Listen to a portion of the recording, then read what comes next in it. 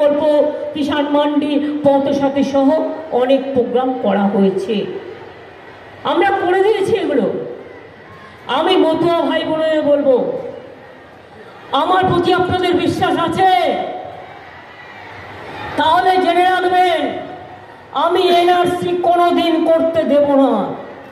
আপনাদের কোনো অধিকার কেউ কেড়ে নিতে পারবে না। আসামে বিজেপি 19 লক্ষ হিন্দুকে ঘর ছাড়া করে ডিটেনশন ক্যাম্পে নিয়ে গিয়েছিল, এসব বাংলায় হবে না। তাই আমায় গালাগালি দেয়, আমাদের টাকা বন্ধ করে দেয়, আমাদের উপর রাগ দেখায়। আমার কিছু যায় আসে না, আমার যায় আসে মানুষের কাছে।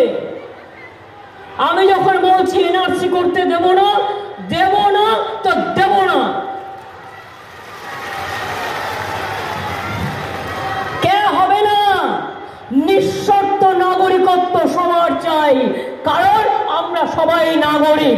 আপনার রেশন কার্ড আছে, আপনার ছেলেমেয়েরা পড়াশোনা করে, আপনার কারো দোকান আছে, কারো চাষের জমি আছে, কেউ বা কিছু না কিছু করেন, প্রত্যেকে ভোট দেন।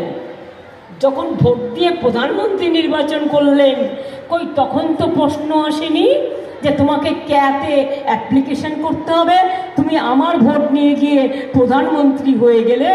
আর আজ তুমি বলছো তুমি মহারাজ সাধু হলে আজ, আমি আজ চোর বটে, অর্থাৎ তোমাকে দরখাস্ত করতে হবে, তারপরে আদৌ তুমি পাবে কিনা তুমি জানো না, তোমাকে বিদেশি তৈরি করে দেওয়া হবে।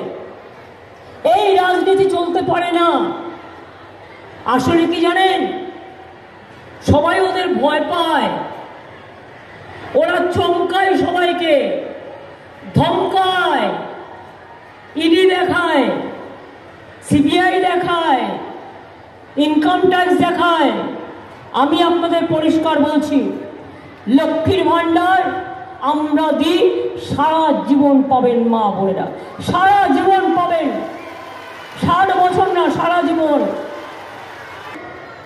কন্যাশ্রী পেয়ে মেয়েরা এগিয়ে যাচ্ছে, যাবে।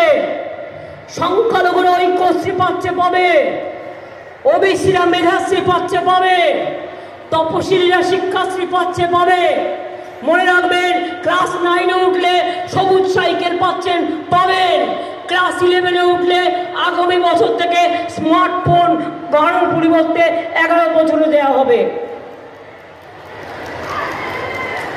যার বিয়ে হচ্ছে না তাকেও আমাদের গভর্নমেন্ট 25,000 টাকা করে দেয়। বিনা পয়সায় বিদ্যুৎ দিচ্ছি, গ্যাস বেলুন। বিনা পয়সায় রেশন দিচ্ছি, গ্যাস বেলুন। 30,000 কোটি টাকা দিয়ে আমরা রেশন দিই, মোদি দেয় না। চ্যালেঞ্জ করে গেলাম।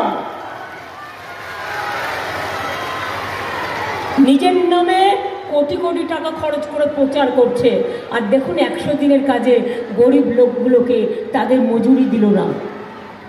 আমরা দিয়ে দিয়েছি। এবং শুধু তাই নয়, আমরা এবার থেকে কর্মশ্রী বলে একটা পরিকল্পনা চালু করেছি। সেটা হচ্ছে 50 দিন তারা কাজ পাবে, যারা জব কার্ড হোল্ডার। তার বেশিও যদি তারা চায় 50 দিনের জায়গায় 60 দিনও পাবে। এর জন্য টাকা পড়ে থাকবে না, এটা রাজ্য সরকার করবে, মাথায় রাখবেন। দিল্লির ভিক্ষে চাই না। 11 লক্ষ বাড়ি পড়ে আছে, দীর্ঘদিন ধরে করে দেয়নি, আর বলছে আমি 43 লক্ষ বাড়ি করেছি। আমাদের টাকাটা কি উড়ে গেল?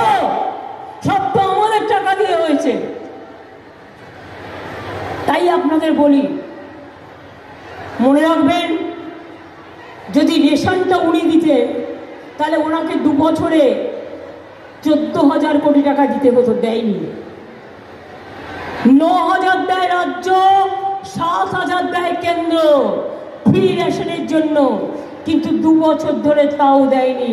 অর্থাৎ 16,000 32,000 কোটি টাকার সবটাই আমাদের দিতে হয়েছে।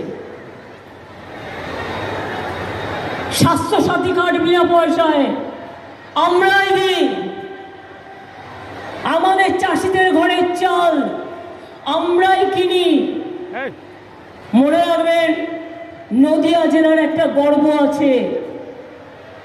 রানাঘাট, চাকদা, গয়েশপুর, কল্যাণী থেকে শুরু করে নবদ্বীপ, কৃষ্ণনগর, এগুলো চৈতন্যধাম, শান্তির বাণী, শান্তির ধাম, শান্তির বাণী এবং শান্তি নিয়ে এসছে শান্ত তীর্থে, পান্থ তীর্থে বারবার মানুষকে আকর্ষণ করে। তাই মোদিবাবু, আপনার কাছে আমাদের ধর্ম শিখতে হবে না, আমরা সব ধর্ম মানি। আপনি নির্বাচনের সময় হরিচাঁদ ঠাকুর করেন আর নির্বাচন হয়ে গেলে পাত্তাও দেন না, কিন্তু আমরা সেটা করি না, আমরা প্রতিদিন করি। তার কারণ আমরা মনে করি সব ধর্ম যার যার সম্মানে, ধর্ম আমার মা, উৎসব আমার মা, এটা সবার জন্য, এটা মাথায় রাখতে হবে। উনি আমাদের ধর্ম শেখাচ্ছেন, উনি আমাকে রামকৃষ্ণ শেখাচ্ছেন, উনি আমাকে বিবেকানন্দ শেখাচ্ছেন।